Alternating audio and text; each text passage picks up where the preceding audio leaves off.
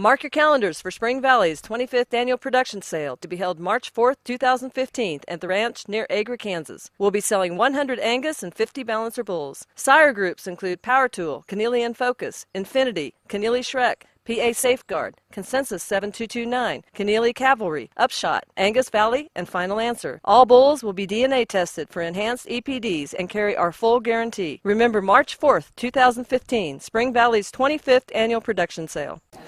We are at the NAFB meeting in Kansas City, and joining us now is Darrell Glaser, who is one of the new announced 5 of the new faces of agriculture. So, Darrell, congratulations. Thank you very much. Excited to have the opportunity to spread the word about production ag. All right, let's get into it. Let's first do the general, talk about your farming operation and where it's located. We have a cow-calf and turkey brooding operation located in Rogers, Texas. So we're right in the heart of Texas. We run an integrated poultry brooding and beef cow-calf operation with a purebred beefmaster cow herd.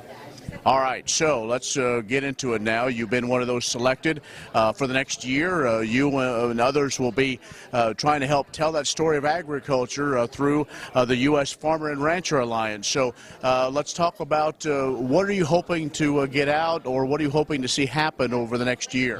What I'd like to accomplish is to help educate consumers about where their food supply comes from. I think that we've seen a disconnect between consumers and producers on how their food is actually treated and handled. And in today's society, we see consumers more and more concerned about their food supply.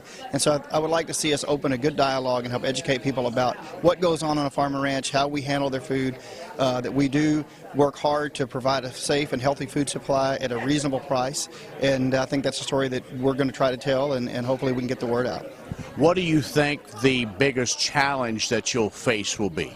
I think the biggest challenge will be overcoming some of the preconceived notions that people have. I mean, I think that some people have established their opinions of production agriculture, and those may be hard to change, but I think through an open dialogue, that's going to be our opportunity to do so, to really educate them about what really goes on a farm and ranch, and how we handle our family farming operation, and all the different things that go along with it.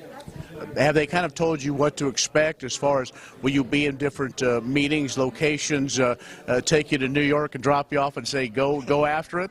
We just actually came out of a full day of media training, but what we'll have is different locations. And they said we generally have at least 2 weeks notice of, it depends on when they're asked and when who asked for an interview, and then they would position one of the 5 of us depending on our field of expertise as to who would be the person asked to go and do the interviews. U.S. Farm and Rancher Alliance, this is the second group of folks that are now becoming faces of agriculture. Why'd you do it? Why'd you decide to put your application in and go through the process? Because when I was asked, being a contract grower with Cargill, we already are doing some consumer education. And having been doing this for now 20 years, I've seen the interest that is coming at us from the consumer side. They really want to know how their food supply is handled. And I think as an industry, we haven't always done a good job of sharing our story. And I think that this is a great opportunity to do that. And when offered the opportunity, I said, if not me, who? So let's just go do it.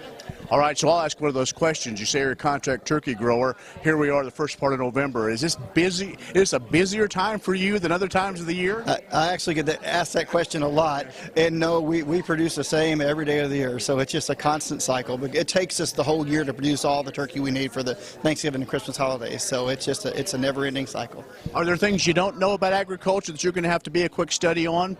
Or will there be more than just individuals as you go out and try to help tell those stories?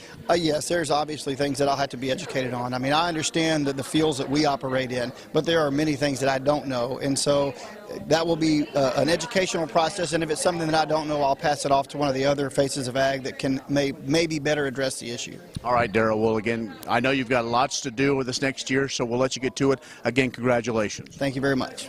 Darrell Glaser from Texas, one of those 5 new members of the Faces of Agriculture. From Kansas City for Ag View, I'm Ken Rogers.